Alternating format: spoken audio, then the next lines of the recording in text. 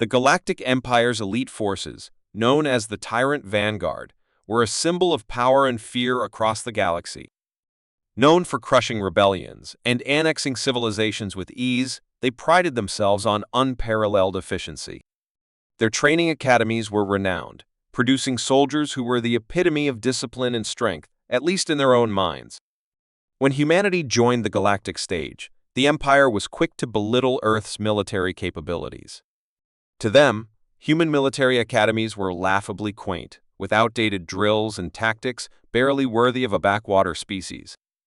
In the Empire's prestigious halls, high-ranking officers shared exaggerated tales of human defeats during simulated war games against their advanced forces.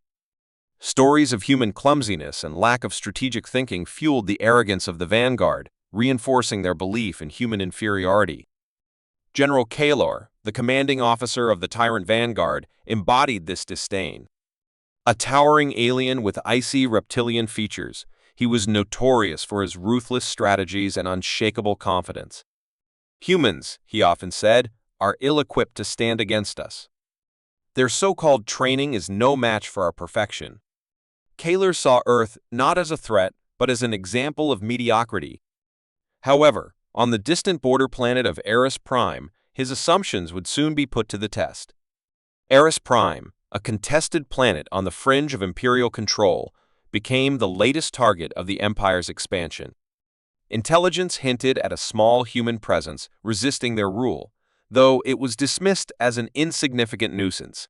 The Empire's scouts, advanced but overconfident, reported occasional skirmishes with human guerrilla fighters. Describing them as little more than untrained farmers with guns, they convinced Kahlor the resistance would fold with minimal effort. Eager for a swift, decisive victory to bolster Imperial morale, Kahlor took a battalion of Tyrant Vanguard troops to Ais Prime. His plan was simple: overwhelm the resistance, crush it in a show of brute strength, and broadcast his triumph to the galaxy. Propaganda was a powerful weapon, and Kahlor sought to use the fall of Ais Prime to remind everyone of the Empire's dominance. Unbeknownst to him, humanity had prepared differently. Rather than a conventional force, Earth's High Command deployed Captain Elias Riker, a sniper from the elite Recon Corps. Riker wasn't just a soldier, he was the product of Earth's rigorous training programs, which focused on precision, patience, and adaptability. Equipped with advanced camouflaging gear and a rifle capable of delivering precise kills over vast distances, Riker's mission was to delay and disrupt the Empire's forces until reinforcements could arrive. While the Vanguard troops moved with overconfidence, Riker observed them from concealed positions, studying their movements. The alien forces underestimated him as a lone human on the battlefield.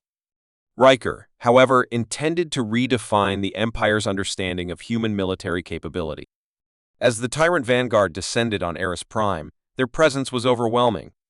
Dozens of armored troop carriers, drone swarms, and heavily armed infantry moved methodically through the rugged landscape. The Imperial soldiers marched with a confidence born from years of unchecked victories, their equipment gleaming under the planet's twin suns. However, their arrogance would soon be shattered. Riker made his first strike from merely a kilometer away, his silenced rifle firing a precise round that took down an advancing officer. The shot was surgically accurate, severing not just the target but the chain of command. Confusion rippled through the Vanguard ranks as they searched for the source of the attack. Kahlor dismissed it as a lucky shot, insisting that a lone human could never outmatch his elite forces. His troops deployed thermal sensors and drones to locate Riker, but their equipment faltered in the dense forests and uneven terrain. Riker's training allowed him to move undetected, setting traps and changing positions after each shot. As the hours stretched on, more officers fell, each kill executed with chilling precision. The Empire soldiers began to falter, their frustration mounting as their technological advantage failed to deliver results. Whispers of fear spread through the ranks as Riker continued his one-man campaign. To maintain control, Kahlor ordered his forces to abandon subtlety in favor of brute force. Artillery strikes pounded the forests, and entire squads swept through the area, shooting indiscriminately at shadows. Yet Riker remained a ghost, evading their every move. To the Empire, he was still just a lucky human, but each failed attempt to neutralize him brought them closer to the grim reality of his skill. Kaler doubled down on his aggression, determined to flush Riker out. But the sniper was only getting started. Riker moved like a shadow through the dense forests of Ais Prime, each step deliberate, every movement calculated. His years of training had instilled a level of precision and discipline that few could fathom. Every breath was measured, every inch of terrain studied, and every sound anticipated. As the Empire's soldiers fumbled to track him, Riker became the invisible hand guiding chaos into their ranks. He set traps along narrow paths and choke points, rigging decoys and explosive surprises to keep the enemy off balance. Communication officers, medics, and squad leaders were his primary targets. Each shot was a deliberate message. The Vanguard's strength was crumbling from within. Panic spread like a contagion. Soldiers who once marched with overconfidence now huddled in clusters, scanning the tree line with trembling hands. To Riker, they were predictable. To them, he was an invisible executioner. The kills weren't just physical blows, they were psychological ones. Every lost leader disrupted the chain of command, and every medic slain left troops to bleed out unattended. The Empire's soldiers, conditioned to see humans as weak and untrained, began whispering among themselves. This wasn't just chance, this was mastery. Kaler's boast that human training was inferior now seemed hollow in the face of an enemy who moved and struck with surgical precision. As Riker moved between positions, he couldn't help but recall his grueling days of training. The endless hours on the shooting range, perfecting his aim until he could strike a target at 1,000 meters with absolute certainty. The weeks spent in hostile environments, blending into the terrain until even the most advanced sensors would fail to detect him. The psychological conditioning, teaching him patience and clarity under pressure. It all culminated here, where his skill turned an entire battalion into prey. Kaler was seething. The once esteemed general was no longer calculating but desperate. His commands to neutralize the nuisance had devolved into shouted curses and frantic orders. His solution was to escalate. Deploying drones outfitted with thermal sensors and scanners, Kaler believed technology could achieve what his soldiers could not. The Vanguard unleashed these devices, sweeping the forests in tight grids. But Riker was prepared. From his kit, he deployed a series of decoys devices that emitted false heat signatures and noise to mislead the sensors. While the drones focused on a phantom signal, Riker remained safely hidden, lining up another perfect shot. The decoys not only distracted the Vanguard, but amplified their losses as Riker exploited their confusion to pick off more officers. Kaler, struggling to maintain control over his increasingly demoralized troops, was losing his grip. Discipline, once the hallmark of the tyrant Vanguard, began to unravel. Soldiers argued among themselves, questioned their orders, and hesitated to venture deeper into the forest. Desperation seeped into Kaler's tone as he berated his forces for their failures, yet his rage only magnified their fear. In a final attempt to salvage control, Kaler deployed his elite sharpshooters, Imperial marksmen, who were considered the Empire's finest. Unlike the grunts Riker had systematically dismantled, these specialists were meant to be a match for any opponent.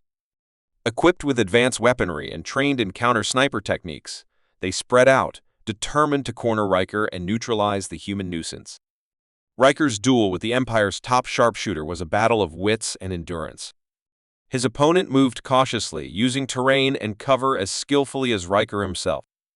From the movements and pacing of the enemy sniper, Riker recognized their level of expertise.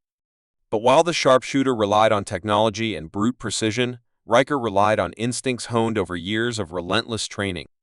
Carefully, Riker observed the subtle patterns in his opponent's positioning and strategy.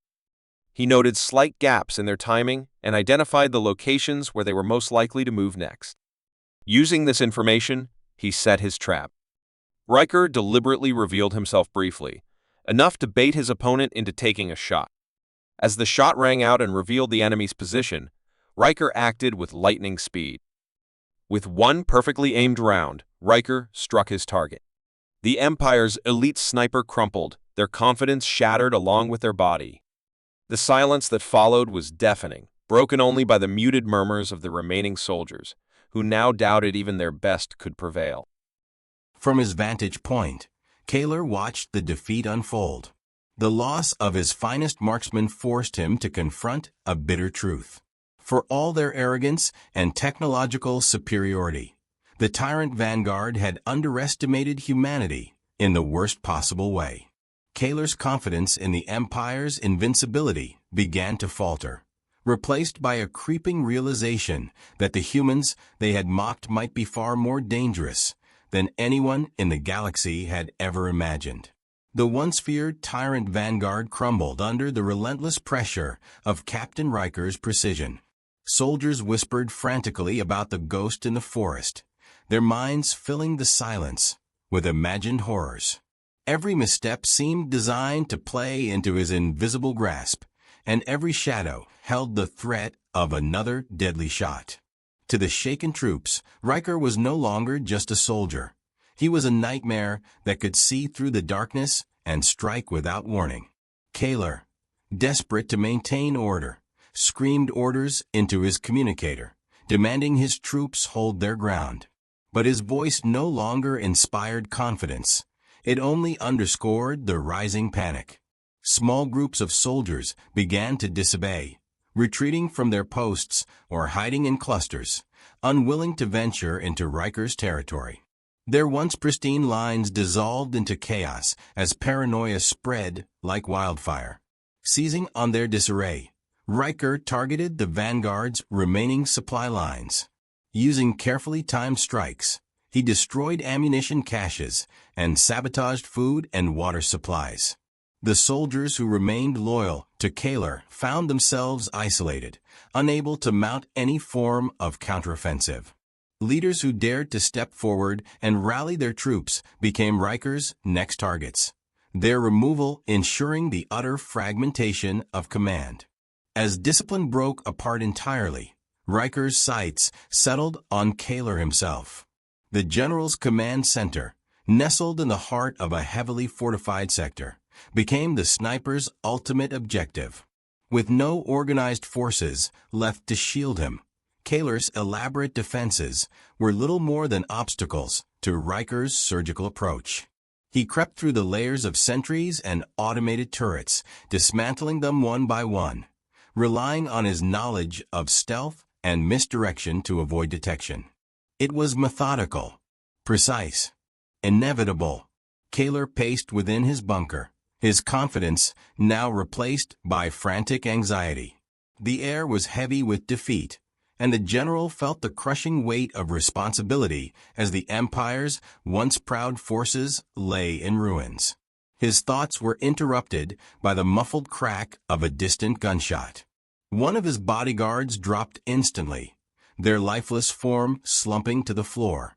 Realizing his position was compromised, Kaler barked frantic orders, demanding additional reinforcements. But no reinforcements came. There were none left to answer the call. Riker took his final position, calibrating his scope with care. From the tree outside the command center, Kaler's silhouette was faint but unmistakable. The moment felt almost surreal. The general who had ridiculed humanity, the man whose arrogance had sent countless soldiers to their deaths, now stood as the ultimate target. Taking a deep breath to steady himself, Riker squeezed the trigger. The single shot echoed across the battlefield. Through his scope, Riker watched as Kaler fell, the symbol of the Vanguard's might extinguished in an instant. The effect was immediate. Empire troops, already scattered and broken, abandoned their posts entirely. Panic rippled through the survivors, who fled the forest in droves. Those who were cornered surrendered without resistance, their weapons discarded in shame. Riker allowed them to retreat, knowing their tales of defeat would serve a greater purpose than their deaths.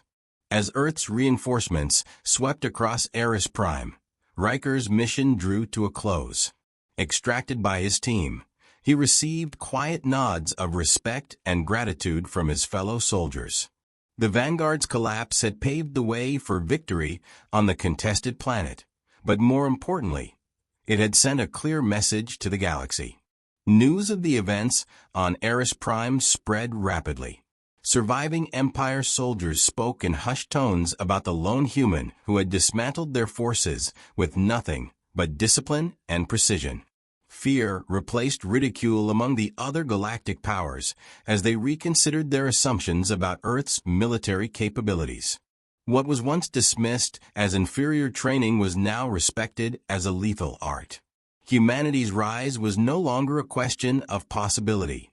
It was an undeniable fact. And at the heart of it all stood Captain Elias Riker, a reminder to the galaxy of the dangers of underestimating Earth.